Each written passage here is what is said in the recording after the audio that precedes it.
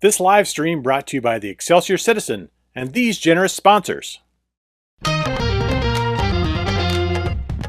Our Excelsior Springs Hospital, where better care is right in your backyard.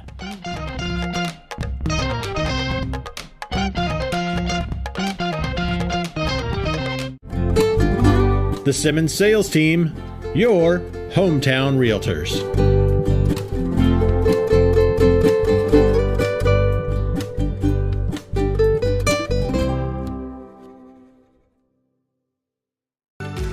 Whether we're talking about our dedication to preventing and restoring power outages, our pursuit of safety, or providing the best member experience possible, we are relentless in serving our communities.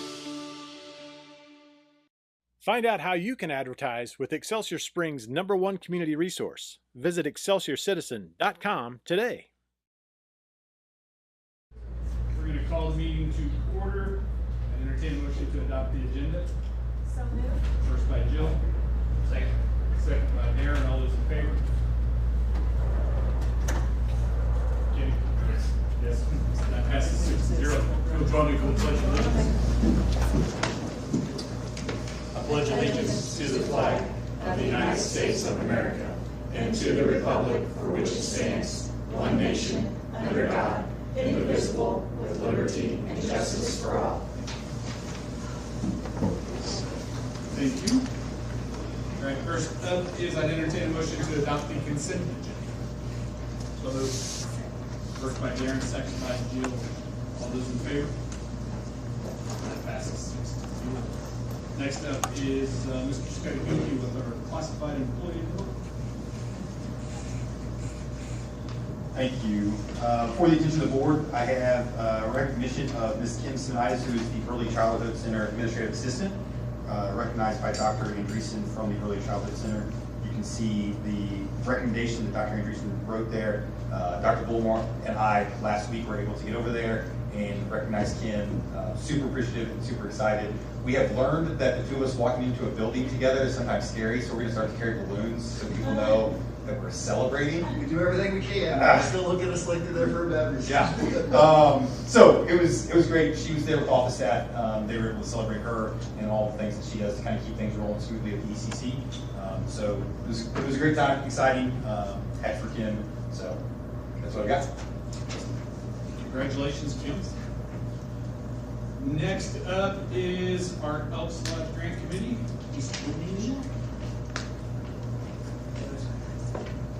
Oh, we're still there. Calm down there. Sit down.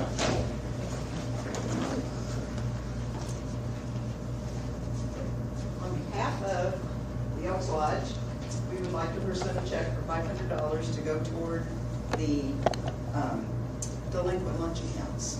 For the elementary school. For the elementary schools. Yes, yes. Thank you so much. Thank you.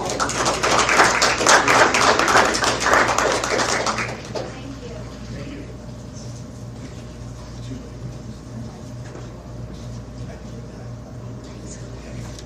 And impeccable timing. Thank you so much. Yes, sir. Now, Darren, we can do the MSBA. Welcome to the December edition of the Missouri School Boards Association's Board Report. We begin with a look at MSBA's third AI Symposium held in October in Kansas City, just prior to the 2025 MSBA Annual Conference.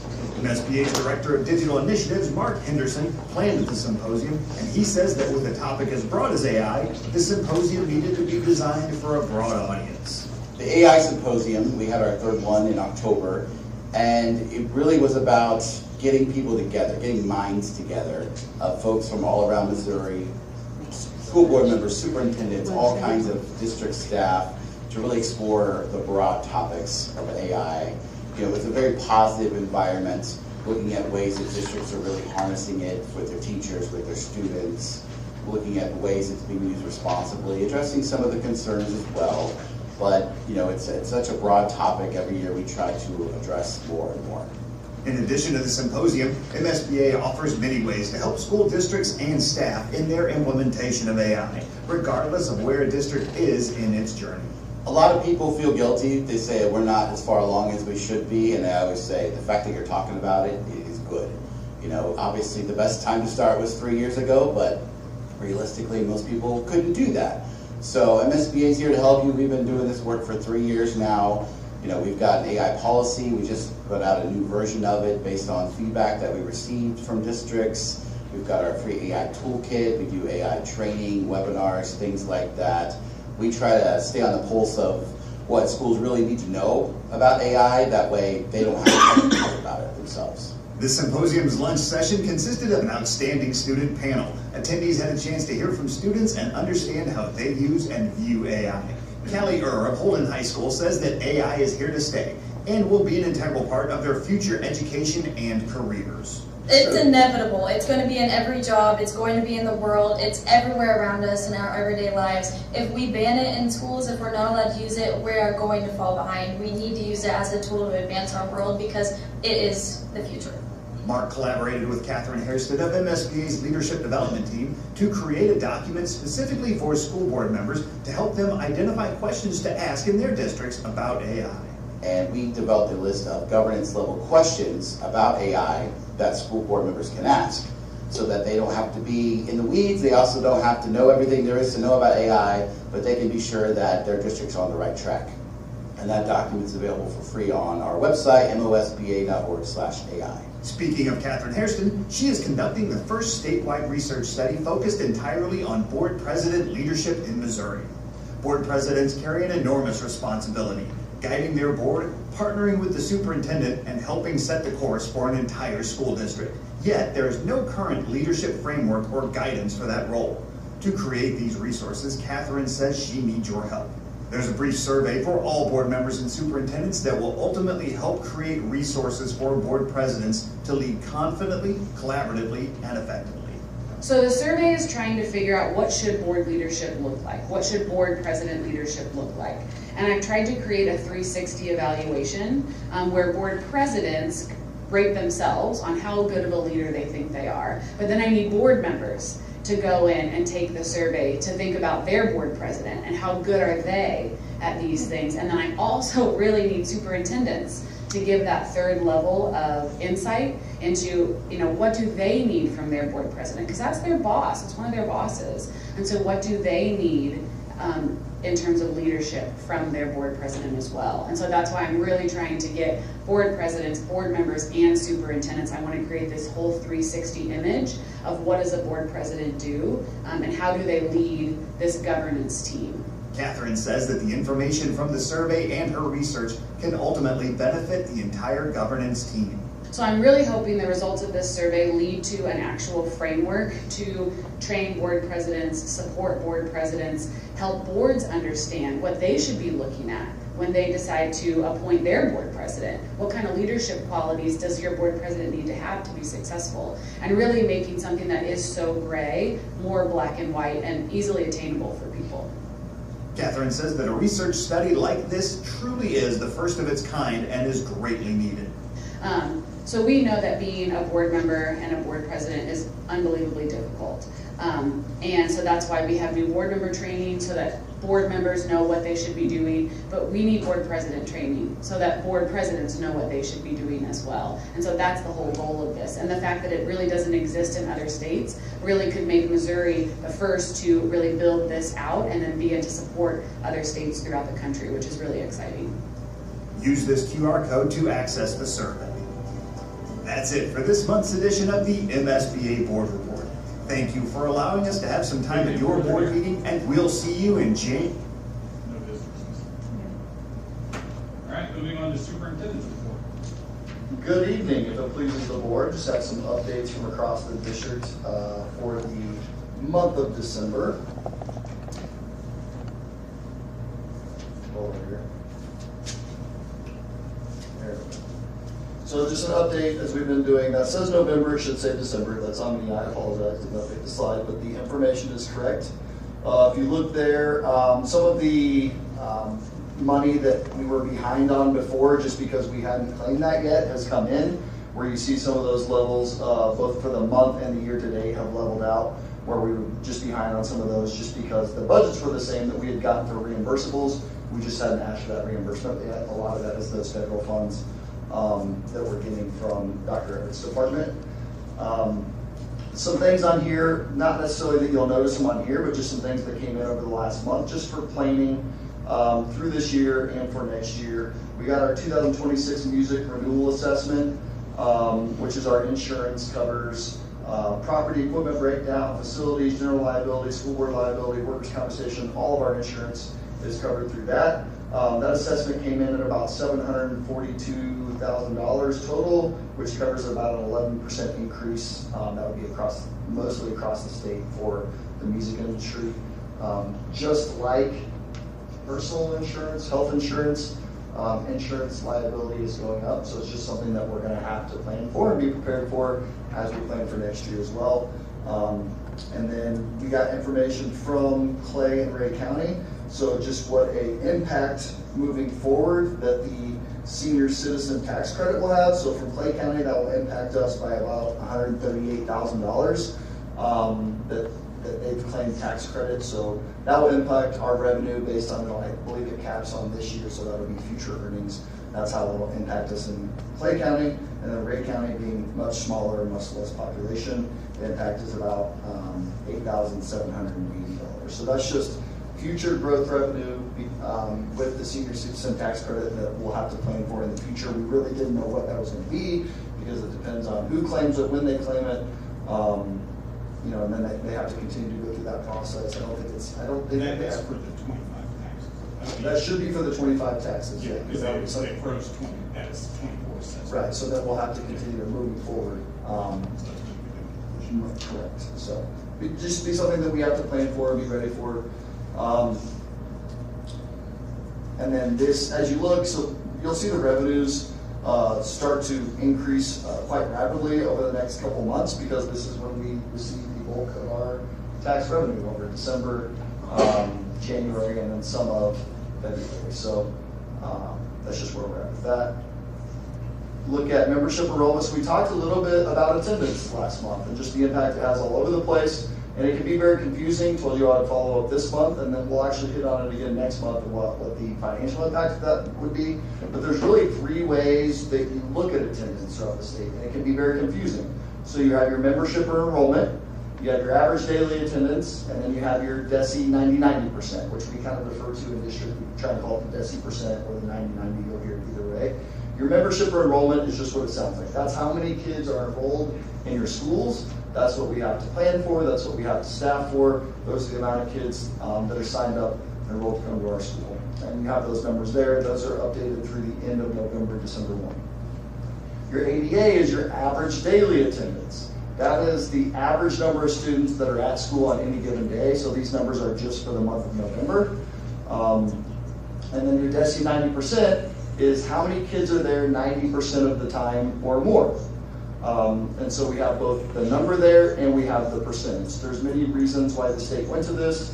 Throughout the school funding modernization task force, they're looking at potentially updating that, what that impact will be, whether there's enough money in the pie for that to actually happen. I don't know, but it's encouraging just because we have to plan for those enrollment numbers. We have to staff for those enrollment numbers. But yet, you know, you're not necessarily funded on all of those things. So that'll be a conversation that we can continue into next month in January. But as you see, like at the high school, traditionally we have about 73, or for the month of November, we have about 73.1% of our students are here 90% or more of the time. If you extrapolate that over the course of the year, we have 169 days, round that to 170, you can miss 17 days. We'll get to that impact in a second. Here is the first day of school through December 1. So that's your overall percent. 78.6, if I remember right, is right at about what our end of the year was average for the district when you look at overall district. It just happens that that's also at high school. A lot of our students are at high school. But that's overall when you look at those percent from the first day of school through December 1.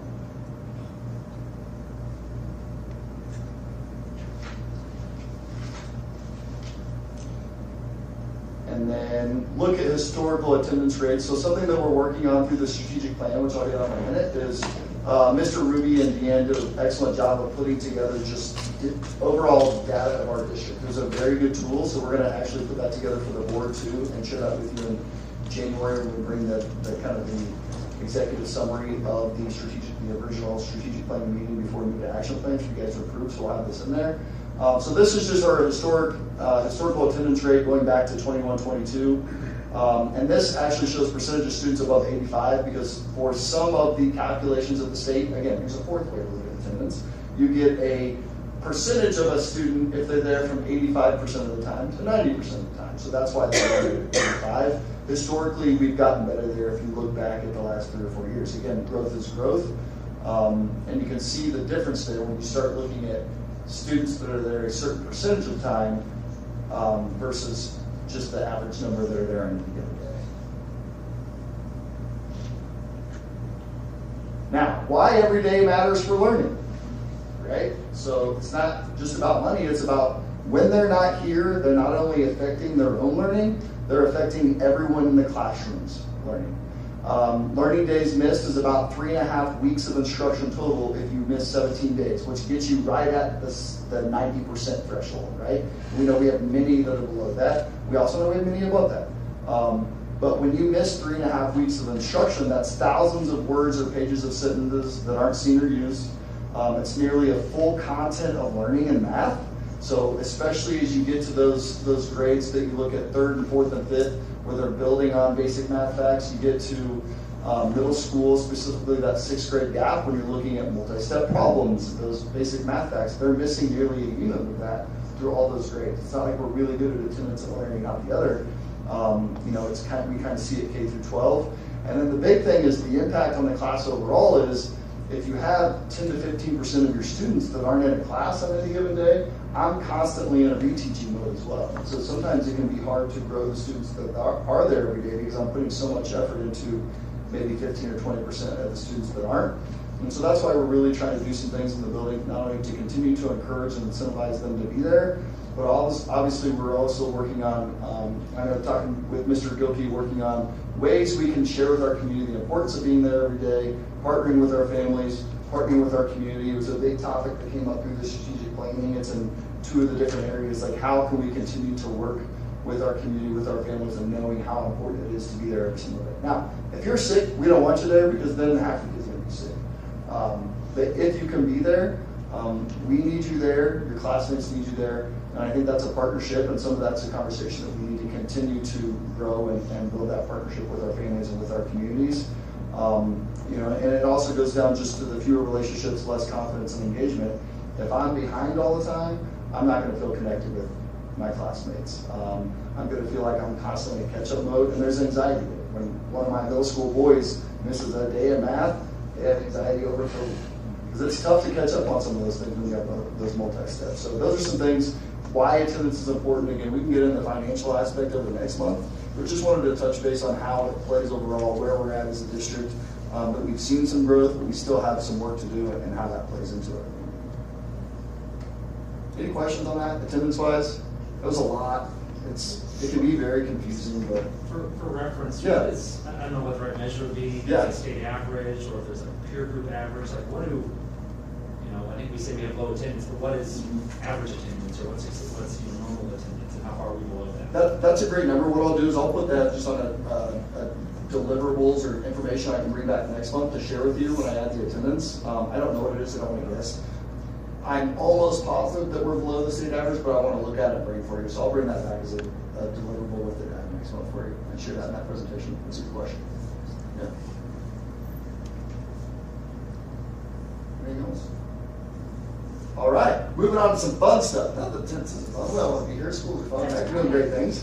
Family support. So thanks to someone that may be up on the days up here with me to my left, who started with a little thing that I don't think he may have realized blew into such a big thing that he was going to get to do.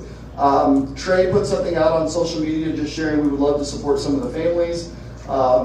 We actually, I believe he collected enough money to serve almost 80 families. We had 50 that signed up and showed up the Tuesday of Thanksgiving break. You can see the people pictured here were able to take some of the time that day A lot of support from throughout the district of being there.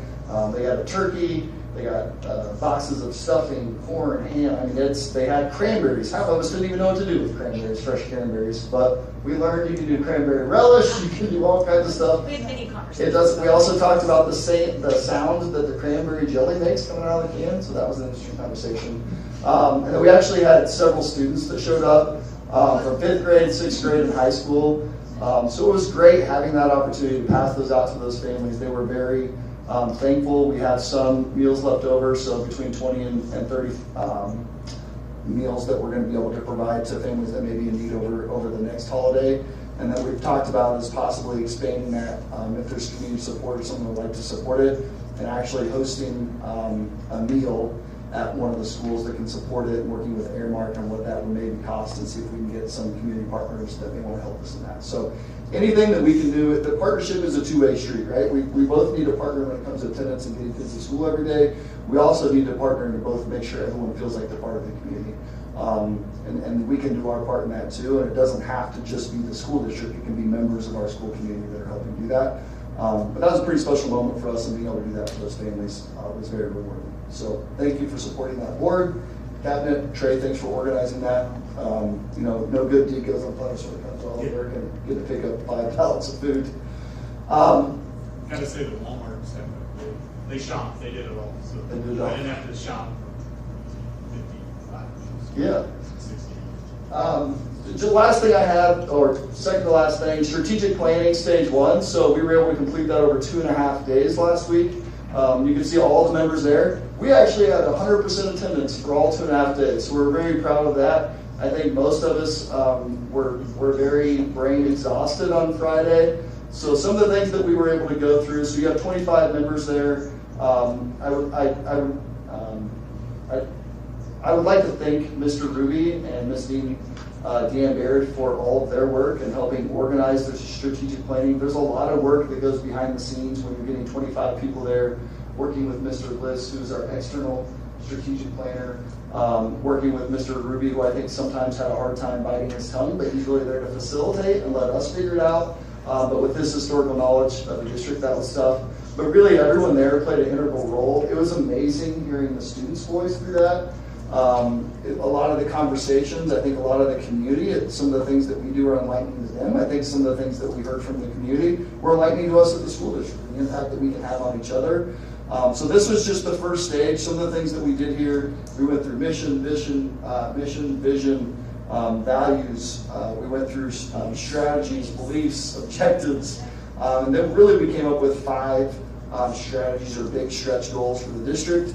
And we'll present that in an executive summary. Mr. Ruby and I will tag team that next month. And I'd love to hear feedback from, just some general feedback from Trey and Jill, who helped participate on the board level, just on your thoughts on that. We can hit more on January. But did you just have some overall thoughts that you'd like to share about? It was a brain drain. There was a lot though. I mean, it was good collaboration. It was nice to see people from different sectors come together, like community members, business partnership, pastoral alliance, students, admin, teachers, board members. And we all had the same goal in mind. It was all focused on students and doing what's best for them. So I will say this, it was probably one of the most positive experiences I've had as a board.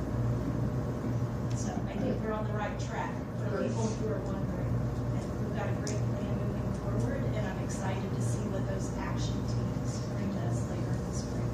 Yeah, so that's the next stage. So the next stage will be in the spring. So what will happen is Mr. Ruby and I will tag team this in January just to present to you the overall executive summary of what was come up with.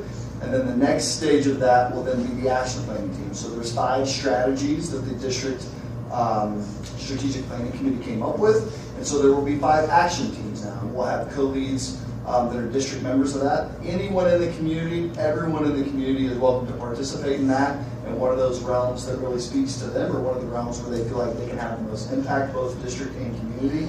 As we get those details on how they'll meet, when they'll meet, we'll share those out. But we're really excited about this next step because it really is a for us, by us plan.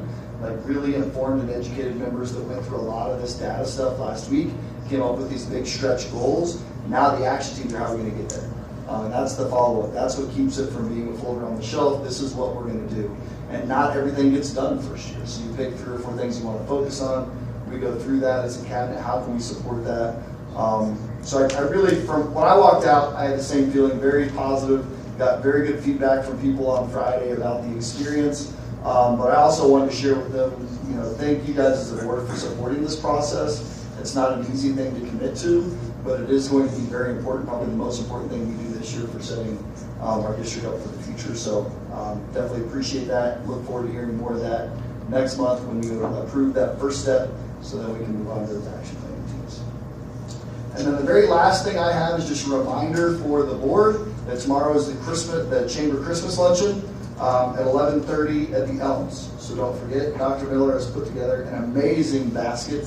I think it's a giveaway. It's not an auction, right, Mr. Ruby? It's like a giveaway drawing. So be there so you can get the black and gold basket. It'll be amazing. Any questions? The action plans that will come as a result of the strategic planning. If you're a community member who is interested in participating in that, yep. How do you raise your hand and get involved in this? I know you raise your hand. That's a great question. So you can reach out.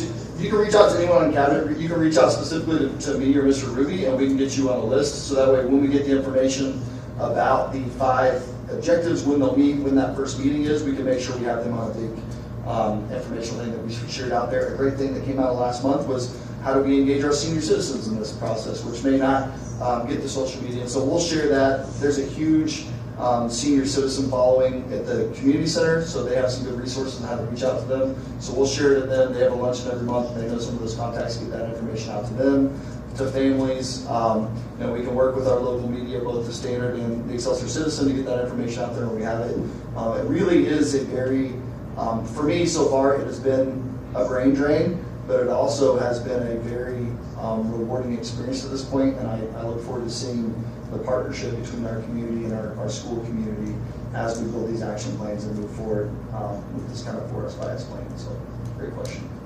I mean, we just very quickly, those 2.5 days, lots of people that are working other jobs, and that's a real commitment and sacrifice, and just to appreciate that. I think the more involvement we can have from community members who don't work for the school district, not that we don't want the school district involved as well, the better. They buy in, we get outside perspective. The more we can have it. 100% agree. You done? Done. All right. Any questions for Mark? All right. Next up is approval to accept the fiscal year 2025 audit. Mr. Steele, you're up. All of that.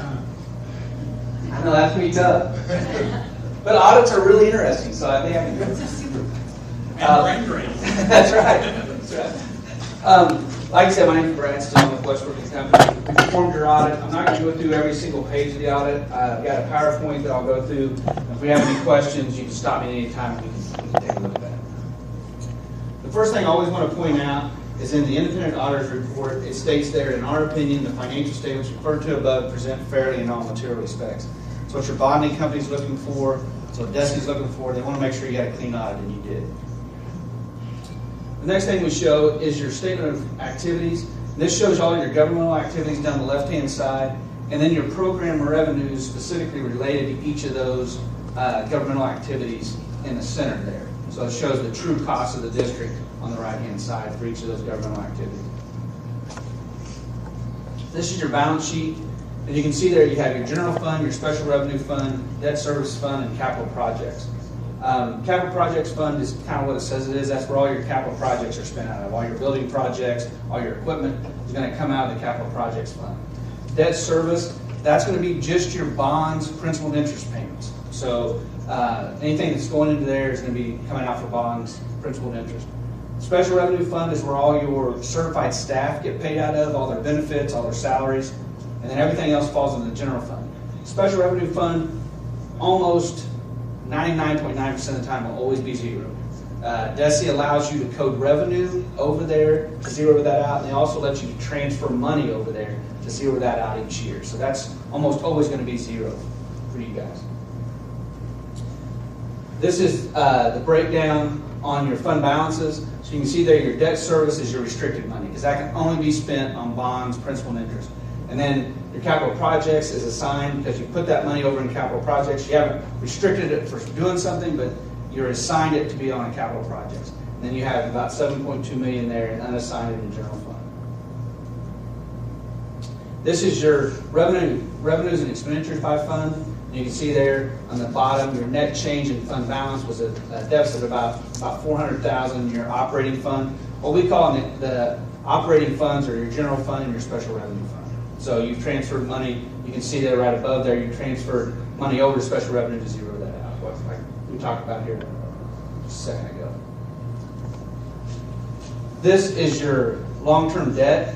You can see there your bonds, your lease participation certificates, and your direct borrowings, your beginning balance, your retirements during the year, your ending balance, and then your amounts due within 1 year, your principal payments. This is your bonds payable through maturity, your principal and interest payments. And then these are your lease payments through maturity, principal and interest. And so the next three are graphs that we put together. So this is your revenues and comparison revenues collected by source. And you can see there, even though your revenues went up and down over the last 5 years, the sources have stayed pretty consistent. You had a couple years there where you had the COVID money, so it pushed your federal money up and your other percentages went down a little bit. But for the most part, staying pretty consistent, and that's what we'd expect for schools. And this is the same type of graph for your operating expenditures. We take out all your capital improvements, we take out all your debt service, and this is just your operating. And you can see there, you guys are about 70% salary and employee benefits, and that's pretty standard. All our schools are in that range, 70 to 75%. So you guys are right there, and again, staying pretty consistent, and that's what we would expect. This is probably the most important graph we have. That top one is your reserve ratio. This is calculated by DESI every year on your annual Secretary of the Board report. What this is telling us is how much do you have in reserves in your operating funds compared to your operating expenditures for a year. So you can see there over the last 5 years, you were at 27, you're at 20, you're at 22, you went up to 26, now you're down at 23. We like to see all our schools at 20% or above. So you guys are there, so you're in good financial condition, so that's great. But it's one of those things where you want to keep a close eye on it all the time, because it doesn't take long to eat that away. It goes a lot faster down than it does building that back up. So you guys look at that every month. I saw in the superintendent's report. That's good. That's good that you keep an eye on that. And then your average daily attendance. Again, over the last couple of years, I saw an increase there. And the blue line is just your district, or the red line is just the average daily attendance without Job Corps in it. So that just shows you that's increased as well. So that's good. We also have to give an opinion on your compliance with Missouri laws and regulations. And again, they're fairly stated. That's going to be your budget, your attendance, your transportation, those type of things. We look at your internal controls as a way to plan for the audit, but we don't give an opinion on them. And so we've got this material weakness in there. We've had that in there every year regarding segregation of duties. You guys have had that, and you'll continue to have them more likely. So. And there's mitigating controls you can do to lessen that risk, and you guys are doing those, and that's a good thing there. We also have to, because you guys are over $750,000 of federal expenditures, we have to do a single audit or a federal program audit. And this is where we give our opinion on the federal program audit, and you had a clean opinion on your federal program audit as well. So that's good. Next slide kind of summarizes.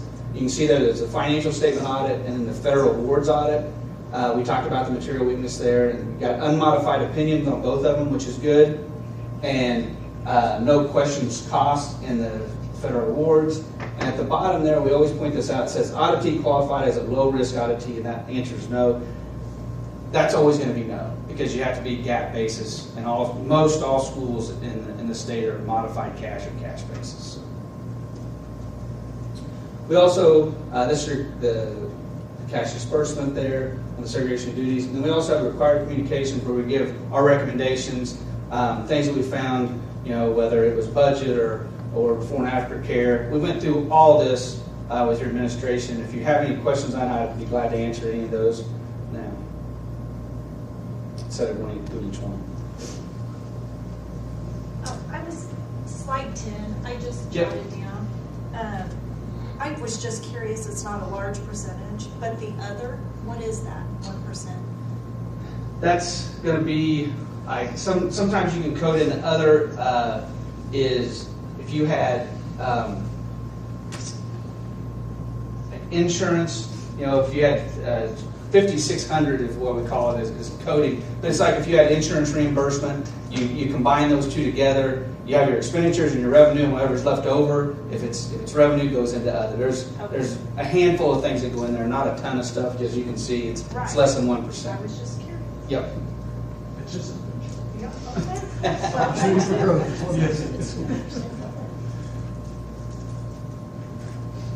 Anything else? Just on the required communications, Yes.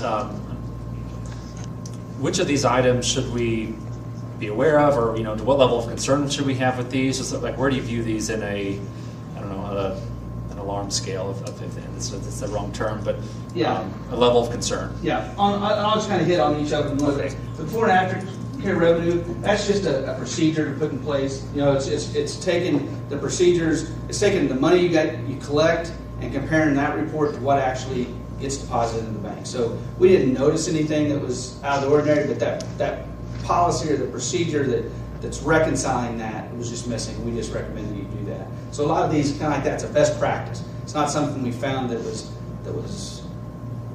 wasn't correct. It was just it wasn't being done. So it's a best practice that you do that.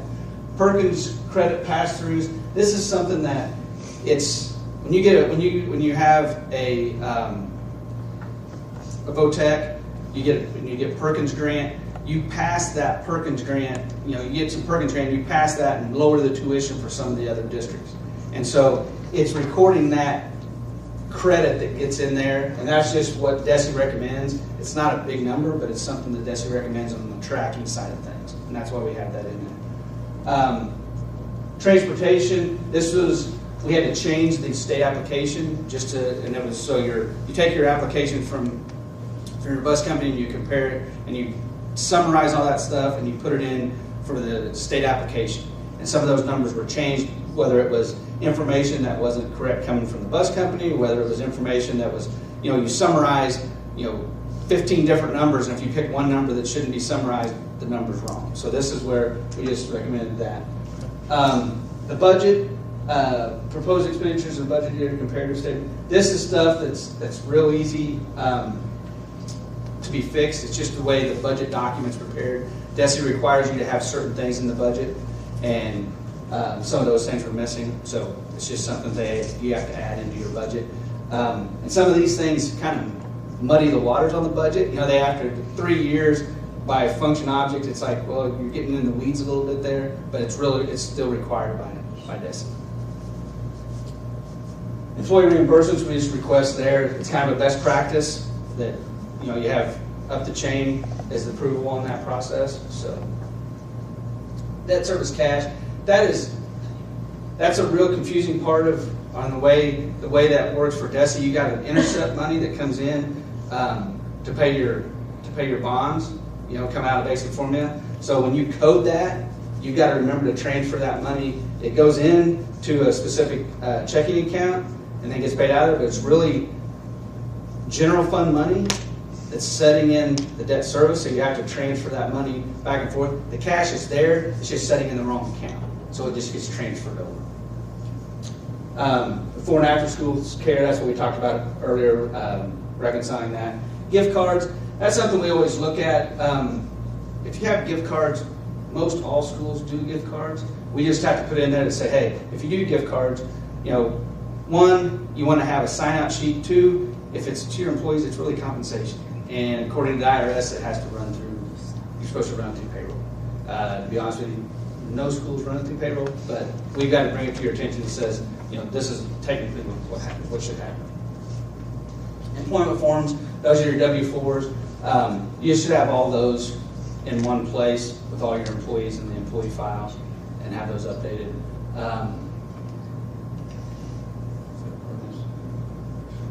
This is just revenue reporting. There was a miscoding of one of the federal funds was in the after-school care, and it just needed to be moved over to someplace else that was federal related versus the after-school, which is not. That's it. So nothing super exciting or nothing that really brings a lot of attention. Just best practices is basically what it was. Most all those. Any other questions? There seems to be a few more of the identifiables here at the end, this last part, the communications piece, than there was last year. Perhaps you are doing your presentation differently, but from your perspective, Mark and Dr. Bullmore, do you believe that did any of this surprise you, or did you feel like we were in alignment with where we have been in the past? I would say there's nothing that's, I don't want to say surprising. There was nothing that alarmed me as we talked through it. Many of these next best practices, there were some things that we implemented down at central office, adding another step to things per GRAD's recommendation, double checking when we're making payments, adding another step for an approval to a payment, those types of things. I think what we found and what I heard was there are things that all districts do wrong. Every year that they come in, they pick different areas that they're going to look at and dig into. This year, Perkins was one of them. We identified something that we can do better moving forward. So there was nothing alarming for me. Surprised is hard to answer because I honestly have never gone through it in this role before. But I did find it was interesting that there are some things that we can do and that we did implement that we can continue to do better, just to put better checks and balances in as a district with it. I don't know if that answered your question, but. Since you did the budget this year, were the budget items of which he referenced, did that? So those budget items that you referenced would have been updated or corrected when we did our revision. Yeah, so this would have been when we originally, and some of it, like honestly, the next item that we're going to approve is something that needs to be in the budget letter moving forward. That's why we're going to reapprove it. There are some things in there that we just need to go to another level down on detail, which is beneficial to me being a new superintendent. I have 3 different finance mentors that I'm using, and so they're all helping me along with Brad on this process, being like, hey, make sure we do this and this and this. So it's kind of creating a check mark for me. You know, we've done these things through the revision, but now getting ready for the full budget next year that will help us be in a better place. So maybe there's less things here. There might be other things that come up as they look at different areas, but hopefully that's one that we get tightened up a little bit. And kind of piggyback on that a little bit, the best practices, that's kind of, you know, if we don't have these, we didn't do our job. You know, there's always places for improvement. So we look for those, and that's kind of a value-added service. We're not the least expensive auditors around, and so that's kind of a value-added service, that a lot of our schools like, is we can give recommendations, and you'll see where, some recommendations we'll have, and you're like, well, why didn't you think about that? Why didn't you say that about last year? Well, we look at different things each year. There's certain things we have to look at, and there's other things that we look at. We get together and plan our audits in May, and we say, okay, this is one of the things we're going to be looking at this year. And so all of our audit teams that go out, we look into that. So if we don't have recommendations, we feel like we're not doing ours. And like an example of this, the bottom there on the budget says about the deficit balance. That's just, if you put a budget summary in your budget, it fixes it all, because you know how much you have to transfer over there. So it's little things like that, it's not that something was wrong, it just needed to be added in there to comply with what DESI says. So. Great. Any other questions, comments? Hearing none, I'd entertain a motion to approve the budget or the audit as presented. So moved. First by Darren. Second by Kenny. Questions, comments? Last chance. All those in favor? That passes 6-0. Thank you, sir. Thank you. Have a great year. You too, sir. All right, next up is the approval of the LEA CSIP budget support letter. Dr. Bullard. So here's a perfect example of something that this didn't necessarily come from the auditor, but something as we went through the CSIP review process, we met with our DESI state area supervisor who helps us through this process. And what they identified was within our budget letter, so this is an example of the letter that comes in the very beginning of the budget that presents it to you and what you guys are approving. Within that letter, it needs to state that we recognize within and support within the budget things that are identified through the strategic plan and through goals, so that way we can accomplish those as a district. Talking with the DESE area supervisor, he said you could just do one based on your revision. It just needs to say and be approved by the board that, that we are using funds to do what we need to do, but also supporting the strategic planning that has happened. You guys have already shown that you'll do that just by spending the money on using the strategic plan, and then as we move forward and identify areas that we want to address within the strategic plan, where some of those things we may already be doing, some of them may be new stretch goals, that those are supported within the budget when you approve the budget. We just needed a new letter so we can submit that through the CSIP process to make sure we can help get those accountability points. Without further ado, I recommend the board approve the new, what did we title this? So the new LEA CSIP budget support letter. Could you have made it a little longer? It was hard to find time for it. All right, questions? Comments? So just the last part you said about the accountability points, is that related to the APR? Where does that? Yeah, so part of the APR accountability points are, do you have a CSIP? Are you following the process? Do you have a letter in there? And so those are accountability points that you can see within there that we get. So we want to continue to get those points. This is one of the ways you do that. So what we're doing now, as we start our new strategic plan, we're wrapping up the last 5 years. And so we're going through a review process with that. Dr. Miller's done a great job on leading that process and the follow-up. And so we've been working with Mr. John Reddy, who's our district area supervisor with DESE, on what we're missing, what do we need to do, what do we need to follow up, what do we need to support, and this is one of those things that they identified.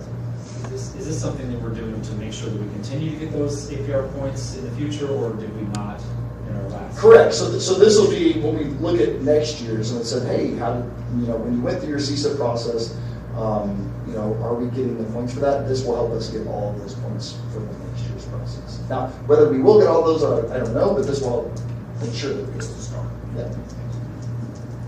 Well, and it reduces that deficit spending too, correct?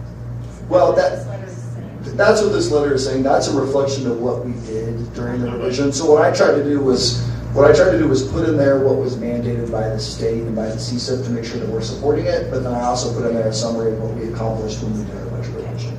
So there's nothing new there budget-wise we're approving, otherwise than you guys just saying, within the budget, we do support things that we've identified before the district.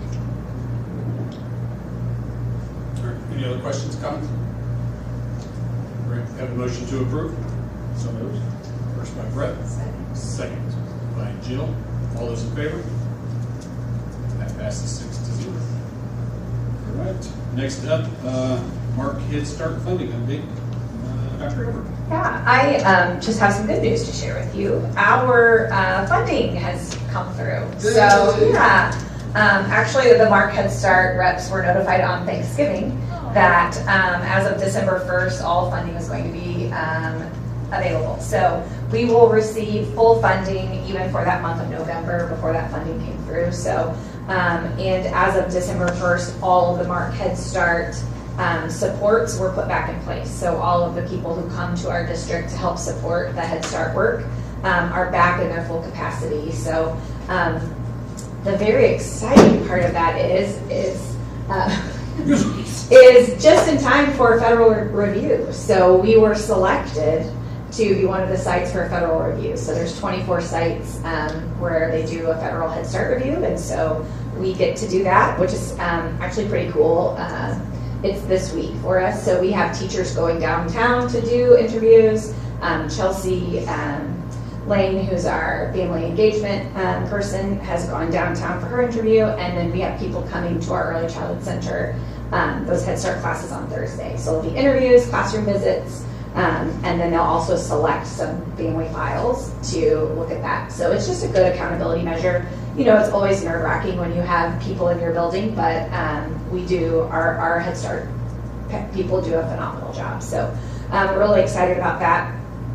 I know we had talked about that we would fund early learning no matter what, but it really is so impactful to get this money from Head Start because of all those additional supports that it brings into our community. So just the added level that you get when Head Start requires family or home visits. So when you have people going into homes, you're better able to help see what services and supports families need, and so they provide case management, and so are able to, you know, hook our families up with different support that they maybe could use outside of just the educational pieces. So they do dental, vision, hearing screenings on all of the kiddos. They do just all kinds of great support. So we're really thankful for that. So good news. Yeah. No, good news. Yeah. So the benefits of the ECC and Head Start to our students and families? I mean, it's huge. It's because it's not just about the early learning. It's about the supports that families who, you know, traditionally are lower income families, that if you qualify for Head Start, need some different supports. And so Head Start, having the staff members that come in, but also that push into the homes is just really, really cool. And so that added level of case management and mental health support for even the adults in the home is really impactful for the community. Yeah, so it's very exciting. All right. This time, any questions for Dr. Herbert?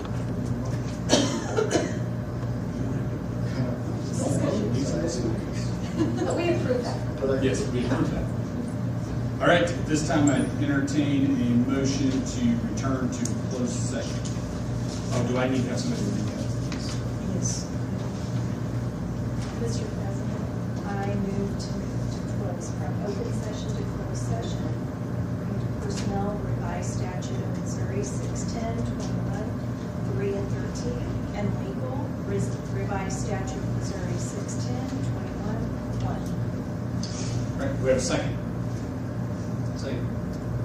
Second is Darren. Tracy. Ken. Yes. Brett. Yes. Darren. Yes. Jill. Yes. Yes. We are adjourned for closed session. Thank you guys for coming out. Appreciate it.